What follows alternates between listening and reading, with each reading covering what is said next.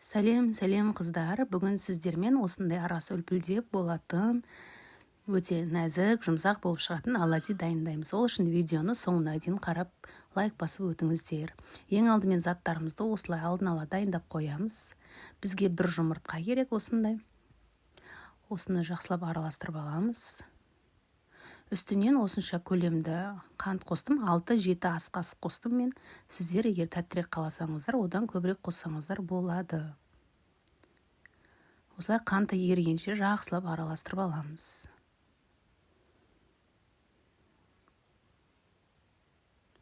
Мен қанты ерігенше жақсылап араластырып алдым.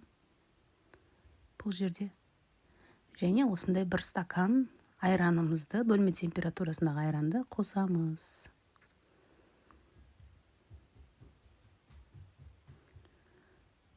Бұны да араластырып аламыз. Үстінен осындай шым-шым ғана тұз қостым. Тұз маңызды емес, әрине, қоспасаңыздар да болады.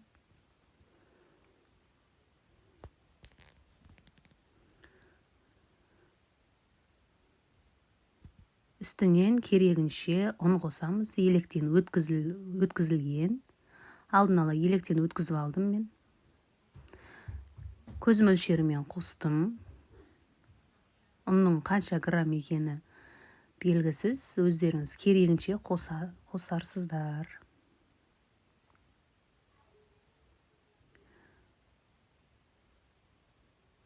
Осындай үлкен қасықпен ұнды мен 3 қасықтай қостым. Міне мұнда осы сұйықтау болып тұр. Сосын үстінен тағы да ұн қосып, осылай араластырып аламыз. Арасында түйіршік қалмау керек. Осындай венчиктің көмегімен жақсылап араластырып аламыз. Достар, егер видео ұнап жатса, сіздерге лайк басып, қолдап өтіңіздер. Менің каналымда түрлі рецепт болады алда. Міне осындай жарты шай қасық ас содасын алып, үстінен қайнап тұрған суды аздап қана құйып, ас содамызды ертіп алдым. Және массамызға құйып, тағы да араластырып аламыз. Бұл жерде менде массамыз кішкене қоюлау болды. Өйткені содамен суды араластырып, үстінен қостым. Осындай масса болу керек. Тым қою болмау керек. Және сұйық болып кетсе де болмайды. Сұйық болып кетсе жан-жағына ағып, жайылып кетеді. Осылай өзінің формасын сәл ұстайтындай етіп, масса дайындап аламыз. Бұл таңға асқа керемет кетеді, балаларға әсіресе. Балаларым сүйсініп жейді. Мен 2 күнде бір дайындап тұрамын, бұндай оладьйді. Міне осындай табағымызға кішкене ғана май құйып, қыздырып аламыз жақсылап.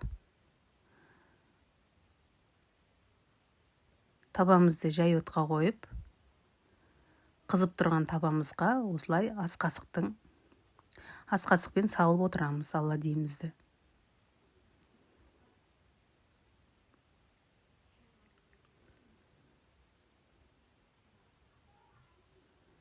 Оттың астын жаймен қойып, осылай түйіршік болғанын күтеміз.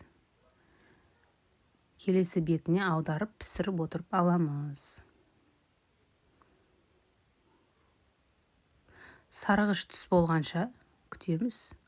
Оттың астын қатты қоймаңыздар, ертерек қызарып кетіп, арасы піспей қалады. Сол себепті де оттың астын жай қою керек. Мінекей 2 жағы да менде қызарып пісті, әдемі түсті болды.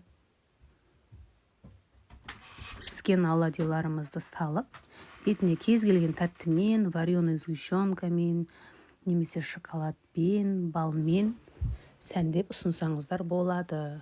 Таңғы асқа керемет идея. Әр демде дайын болады. Жасап көріңіздер.